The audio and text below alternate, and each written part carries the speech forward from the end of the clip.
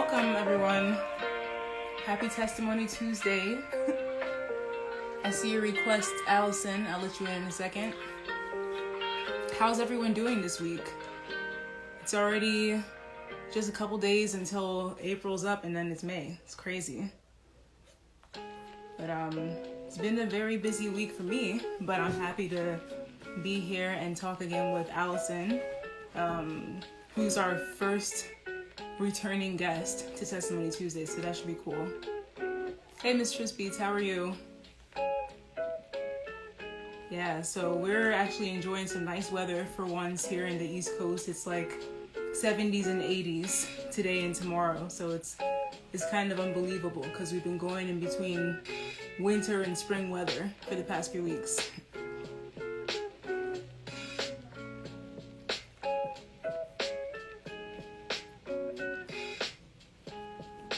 Welcome to everyone who's just coming in. We'll get started pretty soon. So I hope everyone else is having a really great week. I was just talking about how fast this month and this year in general are going. So just sending out positive vibes to everyone out there, because I know, things are difficult for a lot of people, and that's why we have communities like this to come together and share our stories.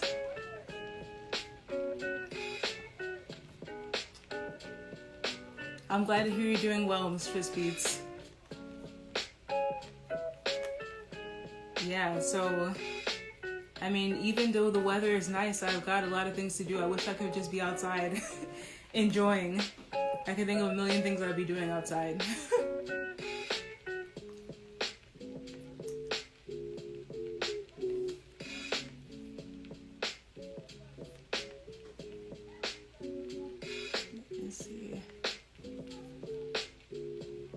All right, so I'm going to get started and read Allison's bio and bring her in.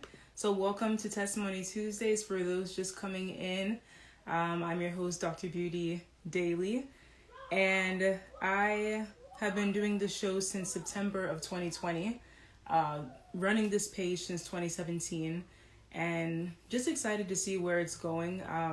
Met a lot of amazing people in the past few months, especially my guest for this evening, who was actually a guest on the show a few months ago. So she's back with a follow-up story, and I think that's really exciting, just to kind of build that familiarity with previous guests on the show.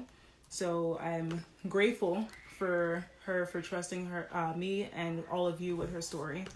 So I'll go ahead and read her bio. But just in case you wanted to see her previous interview, in case you missed it, you can just click the link in my bio. It's on my YouTube page, and it's also, I believe, should be in my IGTV.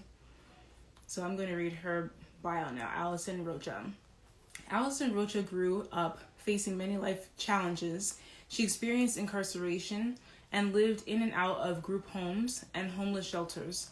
She also survived domestic violence and overcame postpartum depression. Alison returned to school and found environments on campus where she was able to give back to those who had a similar path as she did. As a college student, Alison worked with individuals returning from incarceration to college life and other system-impacted communities. In addition, she worked with young women in detention centers, occasionally mentoring one-on-one and speaking on panels. Currently, Alison is in school to obtain her law degree. She is also networking to publish a book and is dedicated to creating safe spaces for other mothers to feel supported. So it's so fitting, that last part about her helping other mothers, because she's here to talk about her home birth experience. So please give a round of applause of emojis in the comments for Allison as we bring her into the room.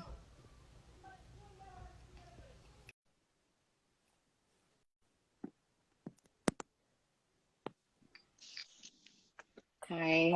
I don't know if it's too close. Oh, no, I can see you perfectly. How are you doing? Good. I don't know why it's echoing. Is it echoing on your part? No, I don't hear an echo. Okay, I think it was just me. No, I was just looking at you before we started, and I was like, oh my gosh, I didn't even have time. I just put my hair up. I'm like, whatever. I look a hot mess. Girl, you look beautiful as always. And Thank it's good you. to see you again. Thank you for joining us again and sharing your home birth story with us. So Yes. before we get into that, how have you been since the last time we spoke? I mean, we've Ugh, been speaking in between, but yeah. Oh my gosh. So much just has happened. This whole home birth for me, it just was like a whole time of testing and trying. And I even got to experience things that I never thought I would encounter. And it was just, it's so mind blowing. Not just the birth itself, but actually going through with it because I was ready to just like walk because the hospital is like walking distance to me. So I could have just walked to the hospital and like, give oh me my, the shot. oh man. Yes. Yeah, so So, because I was going to ask you, what was your reason for selecting home birth and have you done it before? no, I actually tried with my fourth child and I had an unsuccessful one that landed me in the hospital. Wow. So, I just didn't want to have a C-section. So I went, because I wanted to feel everything. I remember when I was a nanny for a family, she introduced me to the whole holistic world and what it was. Because I asked her, I'm like, what is this thing hanging on your wall? And she's like, oh, that's my placenta. And that's my, she had made a necklace or something of the baby's umbilical cord. And I just was like, that's so weird. In the hospital, they don't give you none of that back. They actually charge you for it. Or if you've had too much drugs, they won't allow you to take your placenta home. So I kind of was just asking her throughout the months of being with her, what was it like? And she's like, oh, I had it I had it in the pool. And I was like, wow, really? I didn't even know that was a thing. I thought you can just have a baby at a hospital because all my kids I had when I was younger. So I was never aware of, I never even thought to look into birthing out of the hospital.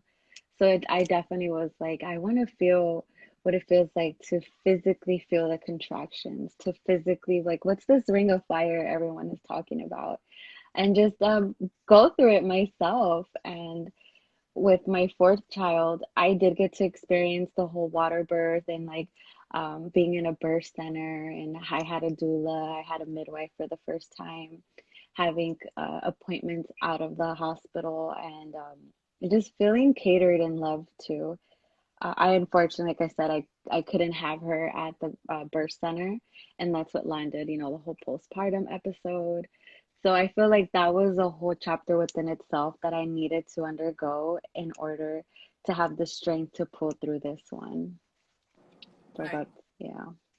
Yeah, I know that requires so much strength and also checking in with your doctor too, making sure that all the conditions are healthy for you to do that at home. So, did you have that conversation with your OB-GYN beforehand and what was their response? It was always really negative. The first time around when I was with my fourth child, she asked me, was I sure? Was anyone pressuring me? Um, did I know all of the ramifications going into a home birth, all the things that can go wrong? She basically was using scare tactics to keep me under her care and not go with the midwife. And I think she even claimed to know the midwife, and like her practices, it doesn't even go with some of the stuff that a midwife should be doing because her organization was faith-based. So I know for a lot of people, even if you aren't faith-based, to run a practice that way and keep it somewhat um, away from, mixing with the regular profession, I know it's really challenging. So it went in one ear and out the other when she was explaining to me all of the pros and cons of having my care switched to my midwife. I still went with it. I think I interviewed about like six different clinics here in LA just to see which one fit. And I physically had interviews with them just so I can feel their vibe and feel like if I connected with them. And yeah, that's one of the main reasons why I chose my last midwife was just because I fell in love with her whole practice and especially because she was a woman of faith. Right. Yeah. Yeah, I think that that's amazing that you were able to find someone who was in line with your faith because that's a huge part of any Yes. procedure, any medical procedure. Even though many physicians may not agree with that, but we do have to respect the fact that different patients have different backgrounds in faith, and that can help them in their healing process and just going through everything. So, Yeah. for women who are looking to become pregnant or who are pregnant that are trying to, feel out the home birth path, is there a database online or somewhere that you were able to look up all the different ones in your area? Yes, there's actually, I forgot how I did it the first time. I think I just put midwifery care in all of Los Angeles, and they give you everything from as far out as Oxnard and Santa Clarita. So it's really your area that you want to target and use keywords that you're looking for. Like if you're looking for a Black midwife, if you're looking for a Latina, an Asian, whatever it is, it's those keywords that are important because that's what you're seeking. And that's what I kind of did. I forgot what was the keyword that I used for the first time that I ended up with this midwife. It was just basically interviewing because I like to see a face. I like to feel the energy, and even if it was something really far out, but I feel like we vibed, then that was definitely something that I wanted to do. I even did that with the doula. I think I interviewed about like 10 or 13 at Starbucks. I kind of felt like, oh my God, I feel important. And all these women are telling me what they can bring and the skills. And I remember I even went to, it's a cafe here in LA. It's called Homeboys Industries, and we ate there. And I really liked her. I just felt it was, she had a lot going on. So and for me, I'm like, if I have a lot going on, I want to make sure that, I'm your main focus because this is something very scary for me because I've never done this. Yeah. Right. It's the Yeah. keywords. Yeah, Yeah. for sure. That makes sense. It's about the energy and feeling supported and feeling like you're going to be prioritized up until the Yes. delivery date because it's all about that support as well. Yeah. Because And how this does your woman is gonna see you and your everything, your yeah, rawest. Because I know some women, when my midwife, the current midwife I have, she was telling me, so, oh, well, when it's time, you'll know, like you're gonna change and we're gonna, you're gonna change. Like I just remember them waiting for that change. And I was like, what is this change they're talking about? oh man, like during Yeah. the delivery? Yes, like I guess towards the end, Yeah, and then I was like, okay, I know what they're talking about now. yeah. Yeah. Oh, I guess Yeah. it's one of those things that you have to be there to know. Yeah, and I mean on the movies they make it look so easy, so beautiful. Like I've never got to experience my water break. Just, if I'm walking out. I remember the last thing that I did, I took my kids to their soccer practice and one of the moms was like, "My water broke at the nail salon." And I told the lady, "Don't you dare stop doing my nails. I need to continue it going." I'm like, "Wow, I don't know if I can do that." That's just insane to think about your water just breaking at the nail salon. And Was them she? continuing to work on you. Wow. Yeah, I Yeah. think if I were the nail tech, I would be a little bit distracted. But also, how can you just, bear that with all those contractions and the pain? Just finish up my nails. Yes. Oh my God. I was like, I don't know. Because normally for me, my water breaking is the last thing. That's like when my baby is about to just come out. So that's why I'm like, I don't know how she was just sitting there so chill, like doing her nails. Like I Yeah. couldn't. Oh my goodness. Yeah, Yes. and so before you, or I guess in the early stages of your pregnancy, was that when you made the decision that you wanted to have a um, home birth, or was it towards the end? Like, when exactly did you make that decision? It was with my fourth baby that I didn't get that whole experience. Yeah. And even though I did experience like 6 months of postpartum and just that whole wave of like emotional roller coaster, I even considered using I mean, I used the same midwife. But with this baby, when I went in around, let's see, because I did the home pregnancy test, and then that was during the whole shutdown back in July. So Right. this was yeah, July 2020, June or July, and I called my OBGYN just to get the confirmation, just to get things going. And I didn't like the fact that I don't know if it was my race or if it was just like this is my fifth baby. It's like nothing. You don't even need to see the doctor. Just go to the hospital when you're ready. That's the way the woman made me feel. And I didn't even want her touching my belly. I didn't want her touching me. I just felt like she looked at me with disgust. And I could be wrong, but I did not like that at all. But I just kept, I'm like, I'm just here for a couple more weeks just to get my ultrasounds and to see that there's no complication and that I'm a good candidate for a home birth without any complications. Right. And that's when she did refer me out to go see the specialist and get the whole, I forgot, it's the test where they check if the baby has anything wrong, any abnormalities, how's your placenta looking, your blood work, all of that. And that's when he told me, he's like, oh, you're showing signs of preeclampsia. And I was like, oh my gosh, I've never had that in any of my pregnancies. From what I read, preeclampsia is like really, really bad, and it's like life or death for some people. So I was stuck with that and thought in my head, like, what if it does come to that? Like, if it's me or my baby, and my husband's like, I obviously would choose you, but I'm like, still, that's like, I don't know. I feel like I wouldn't allow that, but that obviously was not the case. And he told me that I was having a boy, so I was so thrilled. I have nothing but girls. I only have one boy, and he's Oh, 9. So I was so excited. And him telling me that I had signs of preeclampsia, it just that overjoyed everything else of him being a boy. I walked out of there skipping, even though I had the referral to go, take the medications to slow down the symptoms or do away with them. I didn't even take them. I was like, I don't believe him. I don't believe his diagnosis.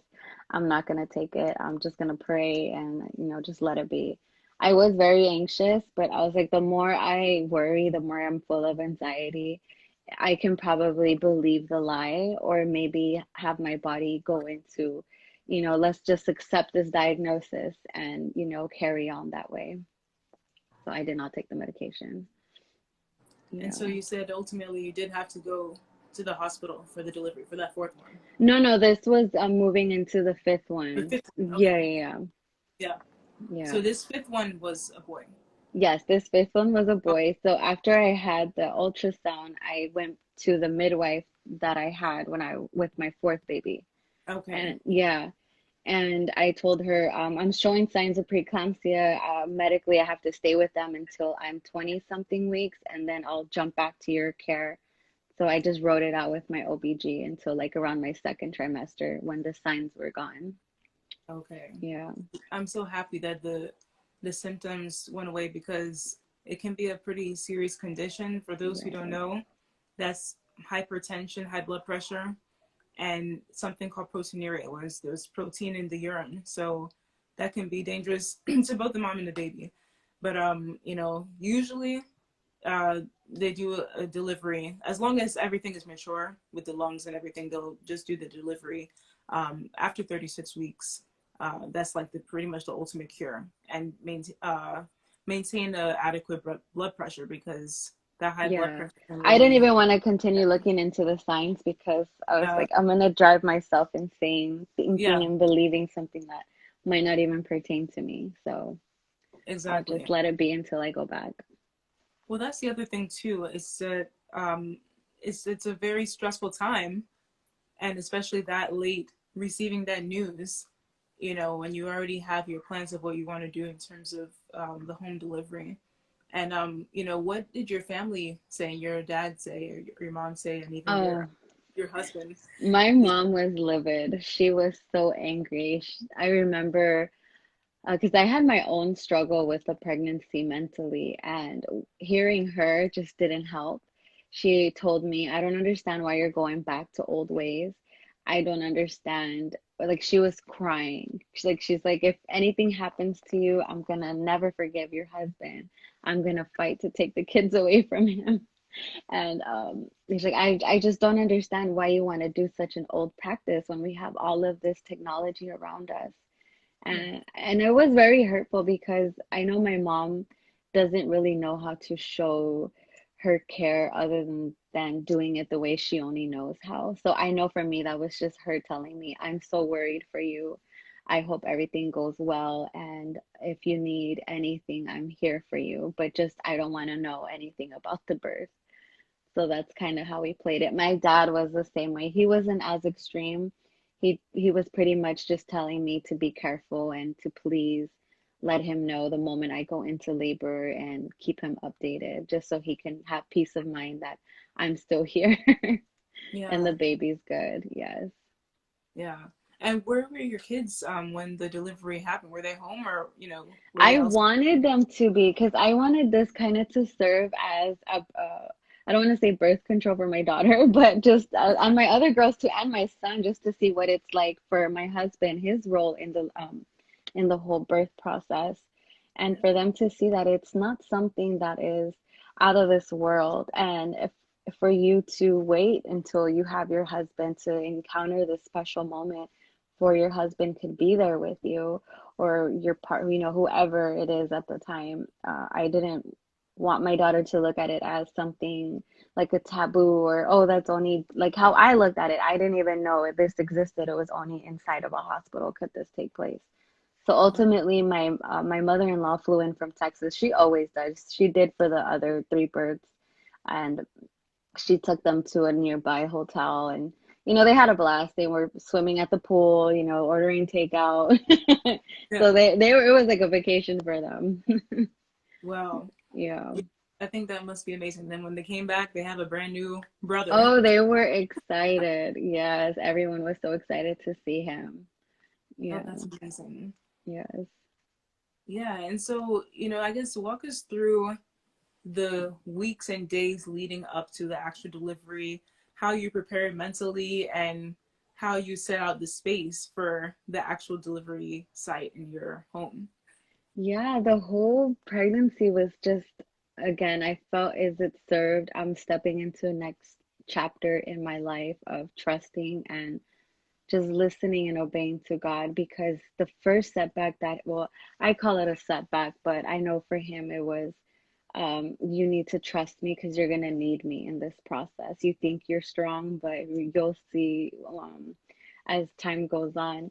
So the first thing that I had to do was to end ties with my current midwife, this midwife that I've built a relationship with for my daughter is now two, almost 3 years of getting close to her and attending her classes and just staying in touch with her, because like I said, I loved everything and who she was and everything that she's doing. And I am best friends with her daughter. So we got so much closer, and I just felt like I have to listen to what he's telling me. So I remember our last what is it called, telezoom, where they, how everything now is on Zoom, and even Right. your health appointments. And she was just, it was normal for her because she didn't know what was going on, and I didn't tell her. I didn't have the guts to tell her personally that I had to cut ways and find a new midwife. And this was around, I was 35 weeks. So normally a midwife, you need to be, I don't know what weeks, but I know I was well beyond that mark of them taking me, because it's more of a liability, because they don't know, they haven't had me for a while, nor do they have access to all of my health records. And it's just more risky for them to take on a client so late in the game. And on top of that, the weeks that we have to get close. So it's like, how can I build that connection with you? So I was facing that. I think I called all of the midwives in LA. And I got to meet, it was just so sad because the ones that I did fall in love with, like over the phone, just and looking at their profile, they were very busy. And my month felt like everyone was just popping babies left and right. So I reached out to my doula and I told her the same thing I'm telling you. Like, I have to part ways with my midwife. I don't know what to do. I'm struggling to find someone, and I know it just doesn't seem like it's gonna happen. So she sent me another midwife through the agency that she works with, and she was also busy, and she actually referred me to my current midwife. She didn't answer the phone, so I just left a message. So Right. I think I did this for like, sheesh, at least 10 or 15 midwives. And so all the time I got a call, it was I was like, who are you and what agent and who are you with? And it was the same thing. Oh, I'm sorry, I'm booked for that whole month. And finally the midwife called me back that I was waiting to hear from. And we talked for sheesh, I think about an hour. We were on the phone for a while, and I was explaining to her everything that happened. And it just felt so genuine, not forced. It wasn't about like, this is like a business transaction. I need to know like it was just I felt like I was catching up with an old friend. It was Right. just so beautiful. And even when we had the Zoom with my husband, it was a hot mess. And I know people like it was just a hot mess. And I know sometimes it could be so awkward that it just like kind of like turns you down. Like I don't know if I want to deal with this person because if this is a hot mess, I could only imagine what's gonna happen moving down the line. And she was so patient. She waited for like 20 minutes for us to figure out the camera and the setting up, and then our Wi-Fi was buffering. It was a hot mess. And finally, when I felt like this is the one, because I was still waiting for another person, and financially it was like sheesh, because we're trying to buy a house, so it's like, do we pay her or do we pay the down payment of our house? Oh, uh, yeah, and God was like, don't worry about that. He's like, just do the most difficult part, and that's to cut ties with your old midwife, and book this person. You'll be fine. I'll handle the rest. And I was like, all right, let's do it. I secured everything with her and we moved forward. So it was just a time of getting to know each other. That was again one of the hardest things I had to do.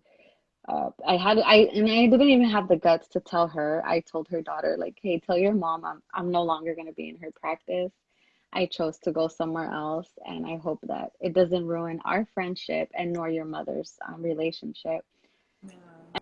I let it be. I didn't hear from them because I know that they're busy, obviously popping babies. Like she's super busy. Like she has a baby every 2 weeks. So I'm like, I don't even know how she does it. So I just Well, let it go. Yeah. And another thing that I was going through was spiritual warfare. I mm, cannot believe all the things that I physically encountered and felt, and not even just me. It was also my husband. So in the beginning, what started it all, I was sleeping, and I know like people, they always go back and forth and call it sleep paralysis, or you're in that stage of like realm where you're in and out of your sleep. But I was like, no, I was asleep and I felt something just like I don't know if you've seen Stranger Things. Have you seen Stranger Things? I haven't. I'm probably the only person who hasn't. Okay, no, I saw like a couple episodes and I was like, oh, this is good, but I'm like, this is just not for me. Yeah. But it kind of reminds me of like Edward Scissorhands. I know you know Edward Yeah. Scissorhands. Okay.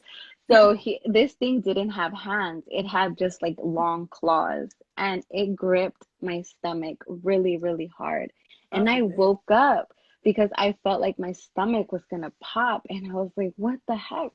And I could only see it when my eyes were closed. I couldn't see it when my eyes were open. So I was just laying there, like closing my eyes, like just trying not to be scared of whatever this thing was. And it left. I don't remember what I said or whatever, but I just remember waking up like, God, where were you? Like, why did this happen? I was so angry with God that whole week.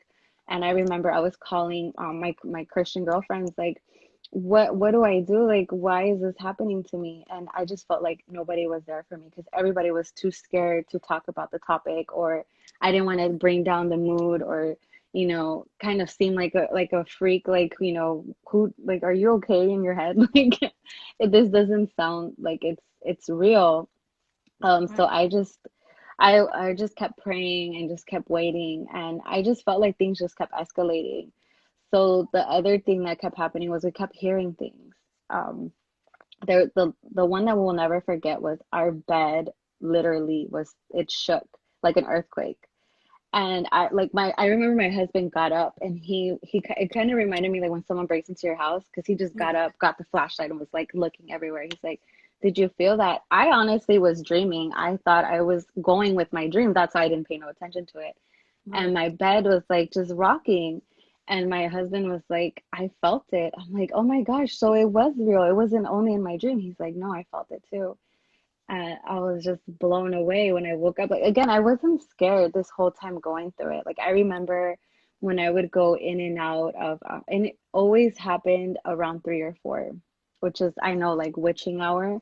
Um, but during my whole pregnancy, I always woke up at 4 with the urgency to just read the Bible. So I was always just like curious, like what's going on? Why do I keep waking up at 4? And then at around 2 or 3, I'm like going through spiritual warfare. It's so crazy. So that's what my pregnancy looked like up until I was around 8 months. Finally, when one of my friends was like, you should just pray for whatever is going on in your house. And I know people kept telling me, use anointing oil, use this, use that. And I'm like, for me, the way I see it, our mouth is the most powerful thing. If you think about it in Genesis, God spoke everything into existence. He ordained everything with his word.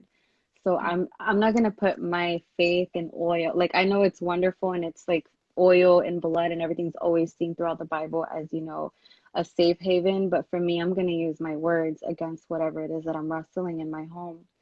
So we did that, but as I was praying for whatever it was, I felt a sense of sadness for this thing that was here. I felt a sense uh of it not wanting to like don't like kind of saying like don't send me elsewhere. Like I rather stay here. Like I felt really like just sadness. Like I wanted to cry. And I just kept praying with my husband and I like even prayed for that thing. Like I'm sorry you're going through whatever you're going through, but just leave us alone. You don't Wow. scare me. You don't scare my husband. I mean, we're obviously anointed and we're not going nowhere, but you have to go somewhere. I'm sorry. And after that day, it left.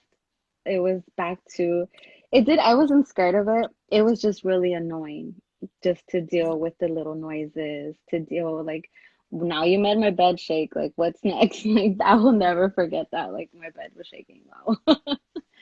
Wow. Um, yeah, so once that thing was done, then I did the whole thing with my midwife, cutting ties with her. I met this new midwife. I was the whole pregnancy, I felt like I was just gonna die during labor. I felt like I was not gonna have the chance to meet my baby. And I just kept hearing the same thing, like you better prepare because you're not gonna make it. You Hmm. better take these moments with your family, with your kids, with your husband, with yourself, like get to know yourself. And I'm like, what is this? Why are you still like tormenting me? But I'll take it because I know that we should also continue to live that way every day, like it's your last, and making sure that we're there for those that we love. So I definitely did that anyways. But I was on Clubhouse a lot. I was talking on all of the gospel rooms, like give me advice. Where do I go? Why do I keep wrestling with this? What are these thoughts? And a lot of them were just reaffirming me that God will never speak death over you. God will never give you this sense of defeat and you have to just lay it all down. Like, no, He's going to encourage you. He's going to build you up and He's going to give you words of love and care and peace, most of all. So that was one of the things that I learned throughout my pregnancy was just to hear his voice and remember to stay in his word and not get distracted with whatever. And it's so funny because I was ready. In one of the clubhouse rooms, I heard women talking about hypnobirthing. Because I was really scared of like, what if I run out of air to like when I'm pushing, or if I feel like I can't do it. So I was curious about hypnobirthing. So I was YouTubing, what's hypnobirthing and what does it look like, or what do I need to do to prepare to go physically into labor? And I stumbled upon this woman's birth video, and she was talking about 5 of the things that you don't want and you must do to prepare for a home birth. And her number one thing was don't tell anyone you're having a home birth because Hmm. they will rob you of your happiness and your experience and feed you fear because they are unaware themselves of what it is like to go against the norm of having something out of, the ordinary. And then this number two was prayer. And I was like, Lord, how did you find me on YouTube? Because I was expecting something totally different. Like, oh, you need to go on Amazon and get this shopping list and get this book and, hire a hypnobirthing coach or something. So when she brought up prayer, I was like, oh my gosh, that's so beautiful. because she brought up one of my main concerns, and that was, could she do it? Could she physically birth a human without any medication, Yeah. without any reinforcement of our technology to give you that sense of peace if anything goes on? Because I know some of us rely on that, and that's wonderful. Because for me, it's the complete opposite. I remember when I went into preterm labor, I had a panic attack as the lady was trying to get my blood pressure because I thought I wasn't going to make it out alive out of this hospital. And Hmm. I'm like, I have the complete reaction that somebody else would because they feel comfortable and that they're going to go get healed at the hospital. I feel the complete opposite. Like, I'm not going to come out of that hospital. So as I was watching that video, I was like, wow, the answer has been in my face this whole time of, just trust me, bring me your burdens and I will take it from you. So that's what I took for what I needed to do to get ready for my home birth. And right up until the day, I still kept battling with, the thought that I was not going to make it, that this was it for me. And I still went through it. I'm like, you know what? Whatever happens, happens. I kind of felt like when I told my midwife that, she's like, wow, I did not know you were battling through all of this stuff and you still chose to have a home birth. I looked at it like, whatever, it's something that I do. But she was like, if you had that sensation that you were gonna pass on, that's just wild. Like, I don't know anybody else that would continue and pull through that without having, the comfort of the hospital, because the hospital's there. It was just me trying to have this whole experience. Trying to think what else. I don't want to leave out like important things.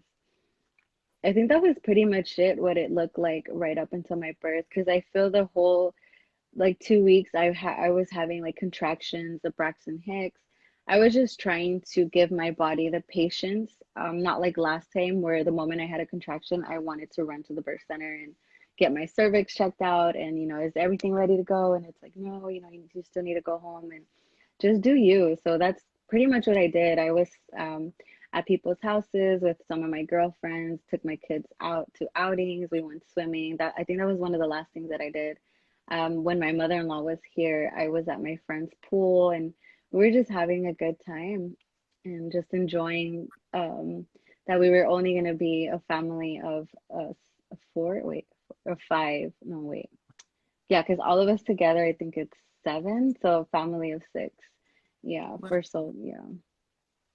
So that's that's what amazing. it looked like. And it's great that you also have that community of other mothers who you can rely on for and kind of share those anxieties that you were having with, and the prayer groups that you were finding on Clubhouse, because the power of prayer is just amazing. And what you were able to defeat during those last few weeks is amazing as well, both you and your husband. As that's why it's great to have a partner that's equally yoked with you. Because imagine going through that alone, being the only person who's believing in prayer, and your partner's like, oh, don't worry about it. Like they're not on the same page with you. So it's great that both of you were in one accord when it came to that. Yeah, because he was fighting me. And he's like, "Why do I need to pray right now?" I'm like, "We just need to pray." And he was, I forgot, he brought up Paul's letters. He's like, "It's okay if one of us just does it." And I'm like, "No, we both need to do it because you and I are one. And when two or more are gathered, his presence is felt there. And I need you right now." Yes. Yeah. Yeah, no, honestly, that's amazing. And it's a spiritual time for you as well because you're bringing another life into the world, you know. So it's amazing too that you brought your child into this world with prayer and not just praying for yourself. I'm sure that you were praying more for your unborn child and that threat, that spiritual warfare that you were going through at that time. Oh, yeah. It's just unbelievable just looking back and it's just like replaying all of the attacks and like for you to physically see the things that you're going up against, it's just like, wow. Yeah. Yeah. No, honestly, that and have you experienced that before in any other pregnancy that you had?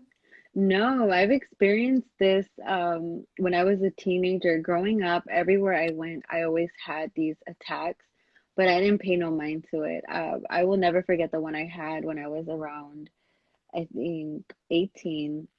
where I felt this thing's nasty fingers, and like the moment I tried to talk about God, it like shut me up. It covered my mouth, and it was like I heard at least, I don't know, like so many voices in one just telling me the same thing, like your God doesn't care for you, he doesn't hear you, it doesn't matter how far or how loud you cry for him. But I just still kept reciting it, and that thing just left. And that was the last time that I ever had a spiritual attack up until this pregnancy. I thought that thing was gone. Like, I don't know what it was with the pregnancy that caused that thing to come back. Yeah. Yeah. Well, I think it's amazing that, you know, it's a testament to show once you started talking about your faith, that force or whatever entity that was left that place, because it's definitely not welcome in a place of prayer. And the fact that you were able to find those communities online as well that were able to remind you about prayer is great too. Yeah. Yeah. I was so grateful for Clubhouse because it kept me sane during all of those weeks I was going through it. I mean, I was never scared of whatever it was. Like, even when I would go to sleep, I would be like, I'm ready for you. Like, I am not scared of whatever, because I know that this thing it couldn't do anything to me. Yeah. Yeah. And it's interesting too, that you mentioned how I think you said the midwife was saying your reservations about delivering safely should have led you to the hospital. But I understand the reservations that you had about even going to the hospital, because we know that in this country there are racial and ethnic disparities when it comes to pregnancy related deaths.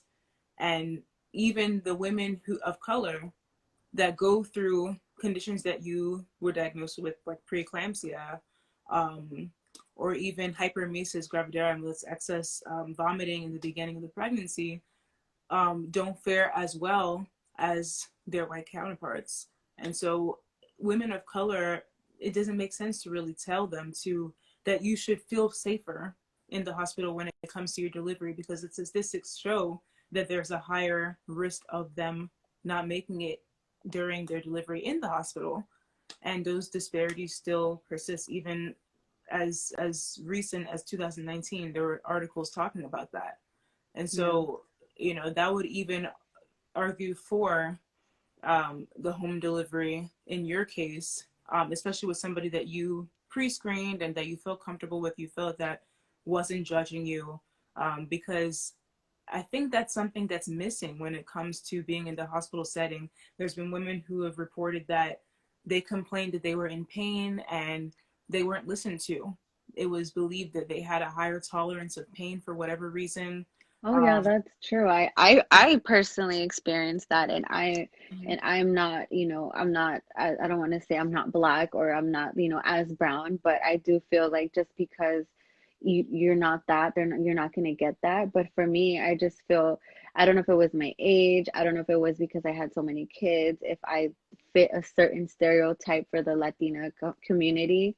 Mhm. All the time I went to the hospital or even doctor clinics, or sometimes even to the grocery store, I still am faced with all of those negative reactions. And I remember with my son, my first son, they had given me, um, I don't even remember, but it was like an after pain for your contractions. When you're nursing and you'll get the contractions, they gave me like a double dose, and I needed, like, I felt like slowly like things just dropping and fading, and I was having a reaction to that medication. And I Wow. had about 8 nurses come in, and they were upset with me, like, you should have known you were allergic to that. I'm like, how am I gonna know I was allergic to that if you guys didn't explain to me? I thought it was just Tylenol. I didn't think it was anything else. Yeah, And you see, because that's I'm why, trusting you. yeah, Yeah. that's why communication is so important in the hospital setting, because patients need to know what they're receiving, what the adverse effects are of that medication, and the history needs to be well researched in terms of what meds you can give, because an allergic reaction during a delivery would be a nightmare. Yeah. I mean, breathing is so important when you're delivering a baby. So imagine having a anaphylactic shock during that time. No, Mhm. they should have told you what you were getting, and they should have known that you had an allergy to that beforehand.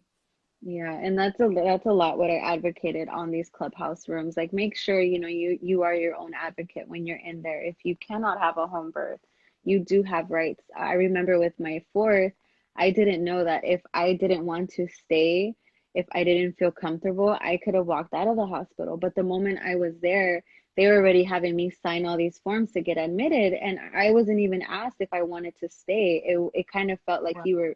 I was being forced to stay because I didn't know at the time that that was a thing that you could have just walked out of there. Yeah, Wow. yeah, You see, and these are steps that are supposed to be explained. That's informed consent that a patient gives, yeah. that they've been read all their rights and they've been read all the pros and cons of receiving or not receiving treatment. And so the fact that there are still some gray areas in the moment is just a huge no-no.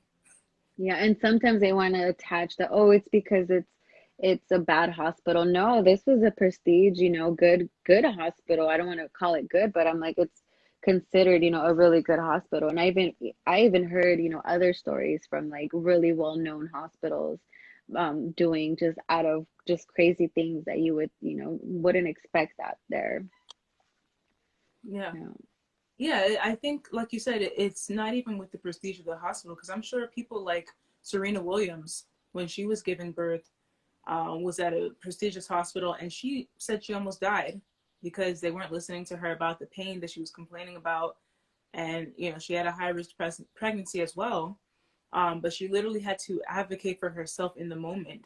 And we need to, as medical professionals, advocate for patients, before they have to, because we need to look at the signs and symptoms that they're exhibiting, because not everyone's going to be able to speak and vocalize that they're in so much pain, or Oh talk yeah. to them. Yeah. Yes. And so what was the actual setup like at home? Did you have a pool, or how did it take place? Yeah, we had a pool. I went on Amazon and I searched, home birth supplies like must-haves and all of the stuff that I didn't even think about, like a kneeling pad for the midwife and the doula so they're not kneeling on the floor. Yeah, yeah. Bed liners because I obviously was either gonna try all over my house. So I bought a bunch of bed liners. What else? I just pretty much, oh, and snacks, because on all the videos that I came across, the girls were saying snacks are something you want to have available because I know in hospitals they don't let you eat, but you're at home, and obviously it doesn't have to be like a three-course meal. For me, it was just oranges. She brought me the little Mexican ice creams, the little water paletas. I didn't even get a chance to eat them, but I ate them afterwards. My kids actually ate them, so she brought me a grip. My doula did. And I had sent my husband, we went a day prior to Porto, so I had like all the little, breads and sweetbreads on the side, like if I just wanted to nibble on things. My husband would make me like ham and cheese roll-ups without the bread so I can just like easily eat it and not have cotton mouth.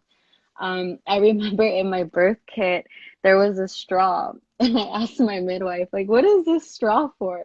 And she's like, that's for your water, girlfriend. Like, what do you think the straw's for? I'm like, I don't know. I don't know why I thought it was like for you guys to suck something out. And she was like, it was just for your water. But that straw Yeah. came through because they were like giving me cups of water, coconut water. I had electrolytes on Wow. standby. Yeah, I had I was just so lucky just to have the team that I don't even want to call it luck, but just the way that I listened to the guidance of my Heavenly Father and not my own, and just the team that He ordained me to go seek out.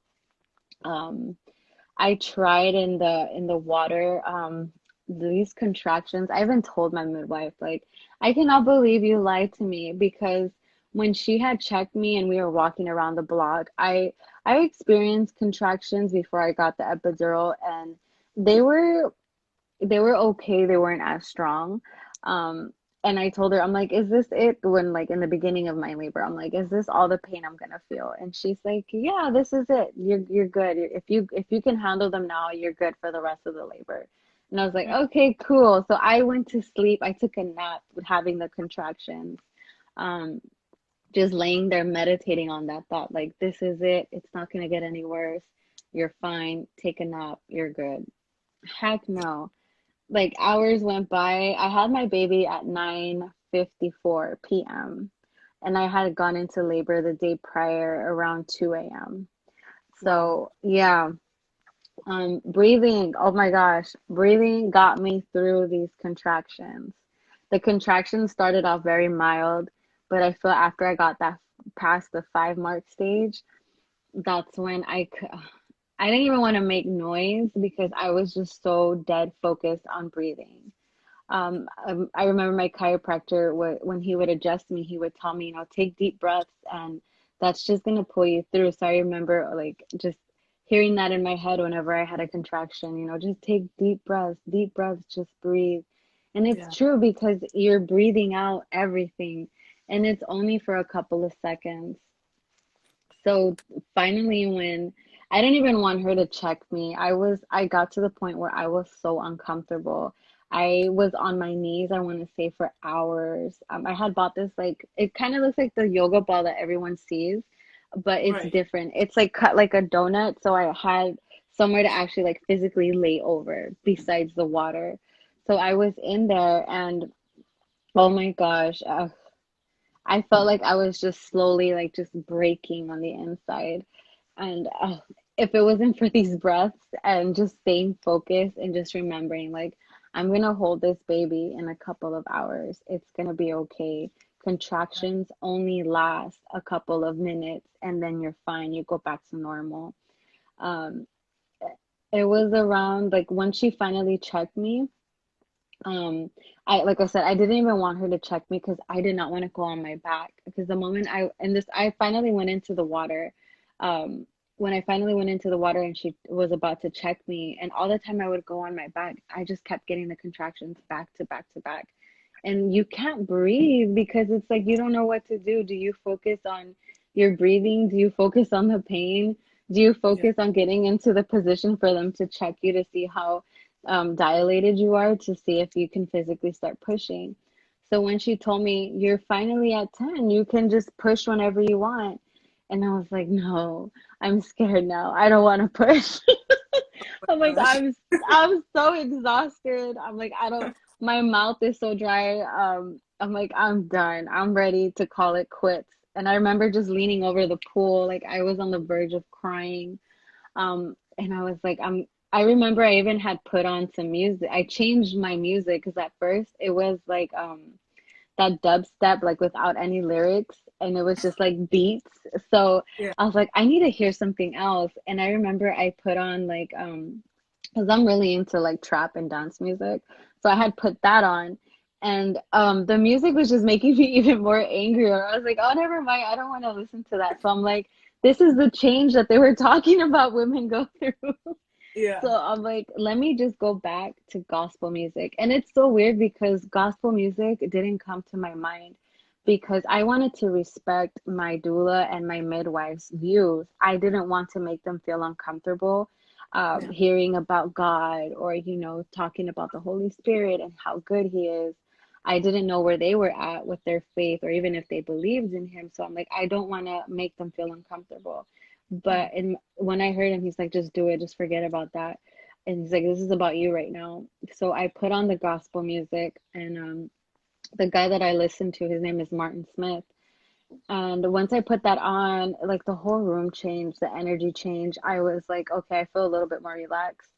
Um, but still, I wanted to cry. I was like, I don't think I can pull this off. I'm like, who am I? Why did I tell everyone I'm going to do this? I feel like a failure. Once I go to the hospital, everyone's going to see, I told you, home births ain't for you. And I'm like, nope, let me just pray. And when I was praying, I stayed silent after I was done praying, and I heard his voice just tell me, just get up and walk. And I got up, like without even thinking about it. I got up, and immediately I felt my baby just drop.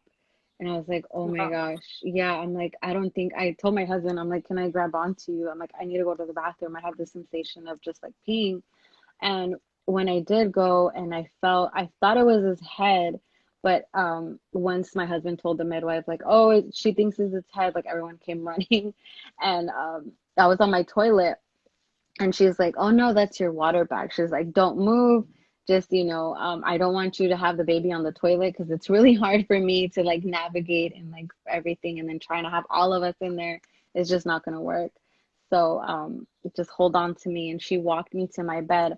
I couldn't even get up on my bed. So I don't even remember getting up on my bed. This is like how out of body I was already, just thinking about it. Wow. And like my water broke luckily on my toilet, so there was no mess anywhere. So I was like, thank you, Jesus, because Yeah. I'm like, I don't want to mop that up. I don't want no one to mop that up. That's just gross. Like, I don't know why I was thinking about that at the time. And Yeah. when I was finally on my bed, I was, oh my gosh, I don't even know how I had the energy because that pain, it's not even the ring of fire. See, I'm thinking like ring of fire, it's gonna burn and that's it. I'm like, I could handle a little burning, I'm like, I have had burns on my hands and elsewhere. I'm like, I'm good. Heck no. They should have said it's like them ripping out a rib. Oh my goodness. The whole time of my labor, I was very quiet. Like my midwife, I know she kept saying, I don't believe it. Like, I don't believe you're in labor. You're making it look so easy up Yeah. until it was time to push. That's when I felt like I was on a torture movie. I was on Saw just screaming because they're like cutting something out of me. Wow. And yeah, I was, oh my gosh, I was screaming my head off. Like, I hope I don't freak anyone out because my neighbors, I hope they don't think my husband's doing something to me. But I'm like, this is happening. I'm sorry. I cannot hold it back. Like, with the breathing, get out of here. I need to yell right now. And it's so crazy to physically feel your body opening and like you feeling your baby coming out. I've never, like, even though I have 5 kids, I never have felt that. It was, whew, like after everything was said and done, and they put him on my chest, it was like the pain was gone. Like everything that I Yeah. experienced was gone in a second. And just feeling him, he didn't even cry. Like he was just there. We all clapped, and my doula was like, "Peace out. I gotta go. I'm tired." I'm like, That's You good. have to You did break. it." Yeah. I'm like, thanks. She like even the first time, she was such an amazing person and so patient, to just be there on her knees with me. Like I could only imagine how her knees felt afterwards because she was the one like applying pressure to my back, stroking my hair, while my husband was just running around in circles, just like freaking out, like, what do I do with myself? I And was gonna I was gonna say, did they tell him what to do or give him any training for you this? know what? He tried, and I loved him for trying, but I think he aggravated me more when he tried. Because when he tried to put the pressure, he put like too much pressure. And Yeah. I was like, you're distracting me. I'm like, see, now I lost it. Now I wasn't on top of the contraction anymore. So I'm like, let's just get away. And Okay. the doula just was like, oh, she pulled me through to the finish line, her and God and the midwife. Yeah. The scary part was I did start hemorrhaging. Mm. So the moment I saw their faces and my midwife's face, I was like, holy crap, this it's happening. I'm dying. And my husband was like, that's a lot of blood. And I was just like, I'm not gonna pay attention to it. I'm just gonna I still had the baby in my arms. I'm like, I'm just gonna hold the baby and just, absorb this moment and not worry about anything. These two women got it because it was my midwife and her student, a student that I've never met before. But Wow. I was just cool with it. It just felt, like this is the way it's supposed to go down.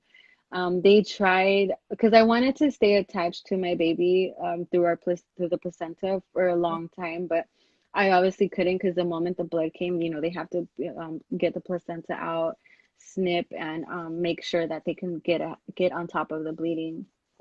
So when that happened, I wasn't even trying to look, because I did feel like I felt like I was in a whole puddle, but I was just like trying to, whatever. I remember just holding on to my stomach and just praying like, Lord, close me, just make me whole. This is in your hands. I'm not gonna give in to whatever it was that I was wrestling with because I literally had that sensation like this is it. Like I physically was able to give birth, but who would have known that I would have gone out afterwards, you know? But after I said that prayer and just let it in his hands, they were able to get my bleeding under control. Oh It was God. a very, for my husband, I know it wasn't something pleasant to see or face the fact that, he can be a single dad in a matter of seconds. So Mm. that was just like a real moment for us. Yeah, I Yeah. think every safe delivery is a blessing, and I'm so grateful to God that you made it through, and that you're here to share the story with us. And for those who are considering going through a home birth, what would you say are the pros and cons? And if you had to have another delivery, would you do a home birth again, or would you just go to the hospital? Oh my gosh. Immediately after I had the baby, I was like, I don't know what I was thinking. This is wild. How did women back in the days have more than one baby like this? Yeah. I definitely would say the pros are that you get to stay in your house. You don't have to have all these cables attached to you. You don't have to have the nurses constantly checking you, making you feel like this isn't a special time. It's more of a procedure and a Mm. surgery versus, you even if you don't have a C-section. That's how I felt. I didn't like the invasiveness of it. Um, so that was definitely a pro being in your house, being able to kind of like see your silhouette afterwards of like, oh wow, I remember I was pacing in my hallway or my bathroom sink, was like an A star in the game because without that sink, I wouldn't have been able to lay on it, things like that. And then seeing my bed, like even the whole energy, like for 3 days, it was just like I felt like just angels, or I don't even know what to explain. It just felt like the room was unreal. Um, so that's the pros, it's your house, you're in control, you call the shots. With the cons of it, obviously, is like if you have multiple children like me, what do you do with them if your kids are not comfortable with being there? Because I could have forced them to stay. I could have told them, like, go into the room, but I didn't want to do that. I wanted to respect them and give them, their rights as well. So, and then you might not have the ability to have them be cared for by somebody else because I know a lot of us are in states away from our parents, and the last thing you want to do is hire someone or bombard someone with your kids if you have more than one like me. um, and that's the only con I can think of. Obviously you have the risk, so it's really on you, who do you bring and who do you go to for comfort, because there are risks, if your baby is born with a defect or he's born not breathing, and because I know that was the main thing that my mom kept telling me. She's like, I understand, because my midwife was actually a nurse midwife, so she actually works at the labor and delivery at her current hospital. Right. So I had that going for myself, like as a sanity, like she knows what to do and beyond, but she doesn't have access to all the special equipment and everything that make a difference when somebody starts bleeding out, or if the baby needs to be rushed to the NICU. That those are the only cons that I can think of, is obviously not having technology at your hand, like within seconds versus having to wait a couple minutes for the ambulance to get there. And Right. that's the only thing that comes to my mind. Because I've heard of some hospitals that actually have specialized rooms where you can do the delivery. Yes, that was the thing I left out. If I were to have another child, I would do that. Find Yeah. a center that but the only thing is, if I can remember my midwife telling me that in California they don't have those. That Mm, it's they'll allow you to, birth how you want to, but it's not how we think it is. Pretty right. much. That's how she made me understand it. Yeah. Yeah. Yeah. It seems like you won't have as many of the liberties as being at home, but down the hall, there's the room in case they need to do a C-section or any other procedure Yeah. for the baby. So, yeah, and I think, like you mentioned before, that follow up that you were doing with your OB-GYN up until the midwife took over was important too, because they can do certain tests to make sure the baby's still okay. So there's no surprises when you go into labor. Yeah. I think that's the most important thing, and everyone just be in constant communication with whoever's been seeing you from the first trimester onwards because they know your pregnancy history. Yes. Yeah. Another thing that was going through my mind was single mothers. The whole time, it's just so crazy that I couldn't even put on my pants without help, or my undergarments without having my husband to lean on, or for him to like physically help me. I remember I couldn't even raise my feet to again get up on my bed or step on the stool. And the whole time I would struggle to do something on my own. Like tears would just come to my eyes. I'm like, I don't know why I'm feeling so heavy for single mothers right now.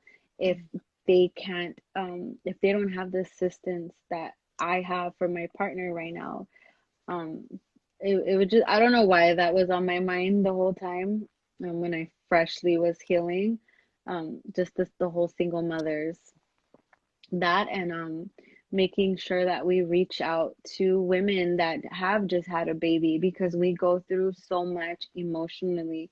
Like even for me this time around, that I had the perfect, somewhat expectational birth that I had set for myself, I still was starting that whole beat up process after 3 days of, once that high has come down, you start doing the nitty gritty, picking at, oh, I should have done this better, or maybe if I would have done this, or had this, definitely having someone just to check in on you and bounce back ideas. It's so important that we're there for one another, even if they haven't had a baby, but just that whole checking in on one another.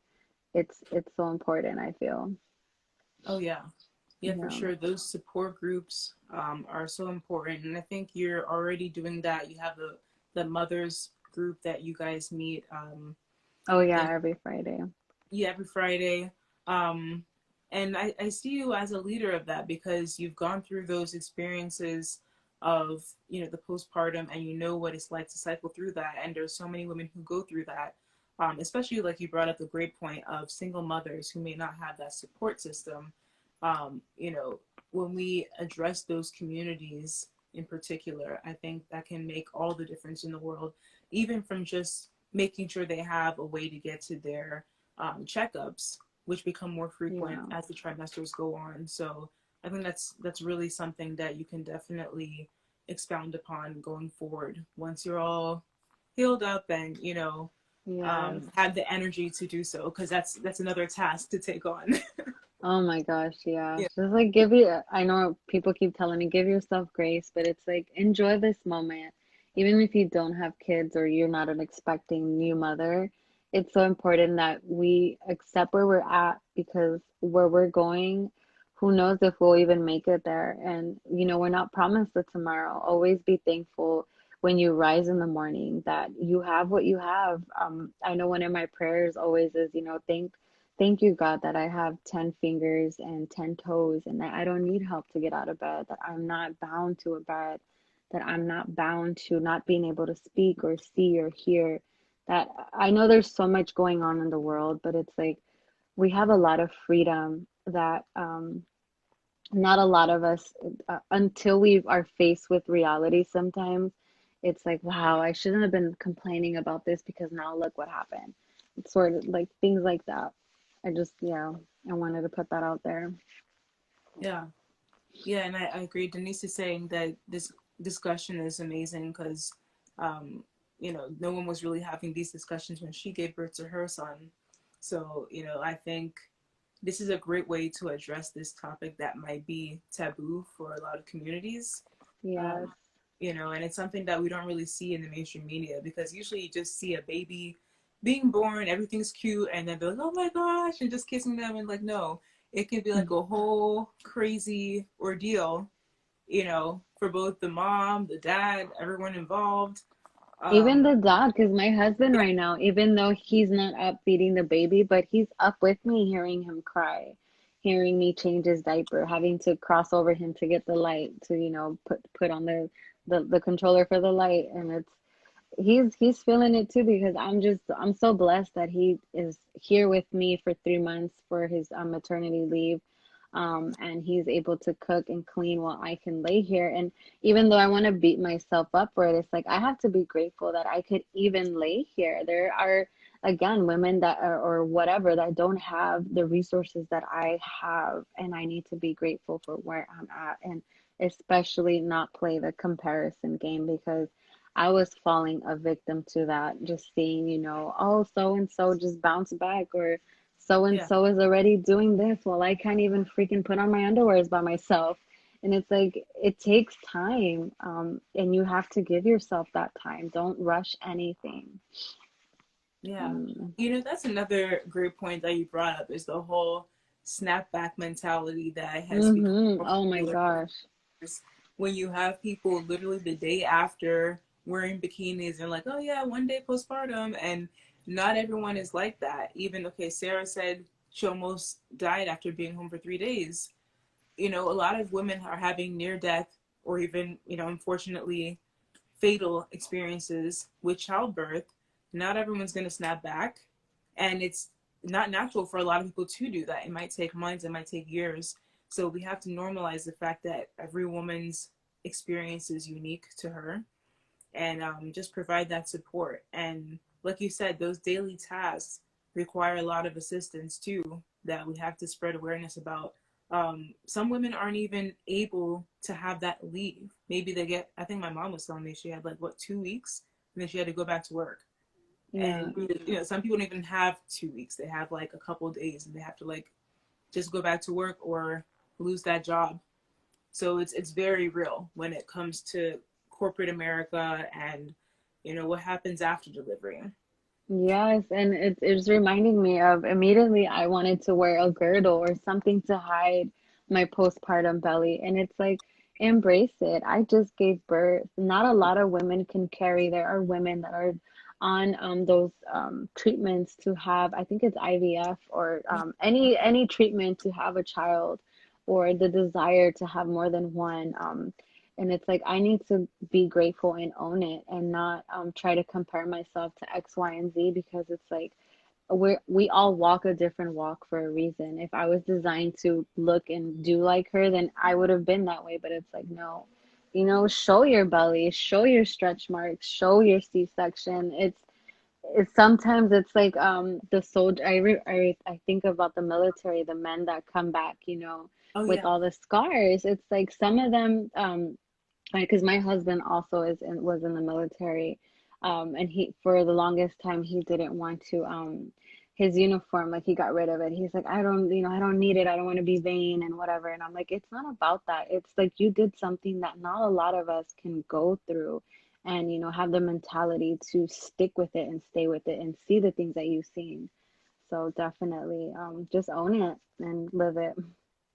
Yeah, Yeah. exactly. Yeah, we have to campaign for that. Sarah's talking about paternity leave, advocating for that because I think a lot of corporations don't realize too that the partner involved also needs that time to help with their partner who just gave birth. Yes. And there's a lot of people out there getting the mommy makeovers, and Mm. that's their prerogative, but not every mother is going to be able to do that. So we have to embrace a new culture of every woman's unique experience and the way that her body's going to change after delivering a baby. Yeah, because I remember with my last postpartum, I didn't want him to leave. Like, I had anxiety when he was gone. I felt like I was so alone, like, physically. And I'm like, now I'm physically alone. It's just me and this baby. I don't even want this baby. I'm like, I want him back. Like, I need him. So, and this is just my story. I can only imagine how many other mothers that actually don't even have a husband to be there for them. And then also, if they have such a short time with their husband from maternity leave, it's like, it's crucial. And I'm slowly starting to see the change, like, for him to have the 3 months paid leave. Like, we didn't even have to do what we did last time, which was the disability, EDD. Mhm. It was just something, just like, wow, like, this is just, it's so crazy. Yeah. Yeah, they definitely need specialized. Like it shouldn't be classified as something that's not pertaining to a delivery. That they have Yes. disability. That's very interesting. Yeah. Yeah.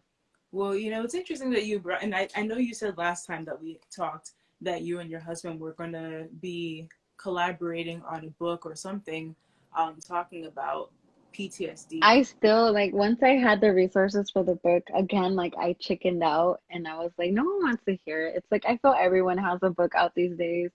But again, it's like my story is so unique and different. It's like, yes, everyone has something to say, but what you have to say can be that, that difference.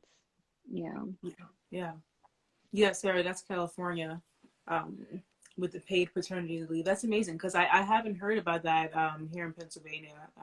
Yeah, I'm not too sure if it's just my husband's work, but I'm pretty sure California did say they were starting to do things differently. I think I forgot what major corporation actually gives like a full year with the Oh, baby.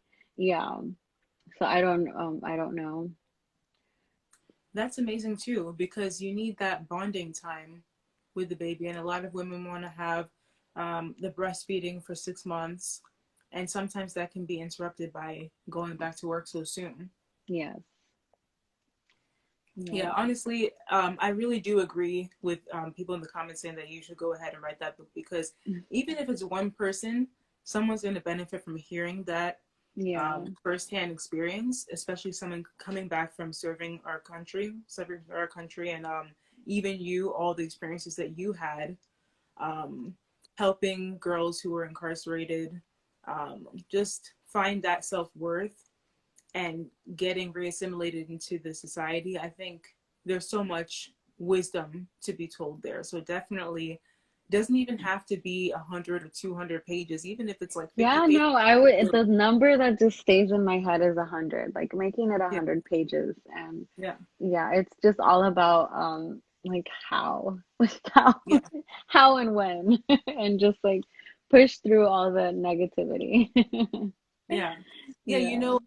it's funny because something you said before about not telling people about the home delivery, to me that applies to your book too. I mean, we're among people who are supportive here, who are pushing for your dreams and everything. But in the outside world, I always say just get started. Just start with page Yeah. one. Before you know it, if you write like probably a page a day in a year, you've got 365 pages of a book, you know, and you're done. And all you need is like someone to read over it. You can even self-publish. I had a guest on the show before who self-published her book, and I think it was like 60 pages, but it was her story, and that's what made it so inspirational and so relatable. And it was just about her experience with at-home schooling during the pandemic with her kids, and Oh, that's personally going pretty through her nice. own, yeah, she was going Mm. through her own health battles, and in addition to trying to help with Zoom Academy at home, and Ugh, she turned that into a book. It started off as her journal. So yeah. on, I feel as though it's definitely something that you and your husband should do. Even if you do like a YouTube channel and you guys just I've talk. been wanting to do that because we actually finally today we got our escrow paperwork. So we're gonna finally have a home. We're no longer gonna be all stuffed into this 1,000 square feet home that we currently have. It's like so my it blew my midwife's mind. She's like, I cannot believe you guys all live in here and you make it feel like so big. I'm like, yeah, I'm a minimalist, so I mean having less is more because I'm like with the kids in here, this is just crazy. So we officially have 45 days to move out of here and Yeah, move into a new journey. Of building a home and making one from scratch. And oh, with 5 kids, I'm gonna go back to school in August to continue my journey to be a lawyer and more of an advocate for my community as well. And most importantly, I get to help my mother so she's not scrubbing toilets for the rest of her life. It just gives me a sense of like I'm getting that much closer because it's just crazy. When we first got here from Texas, in Texas, our kitchen table was an ironing board.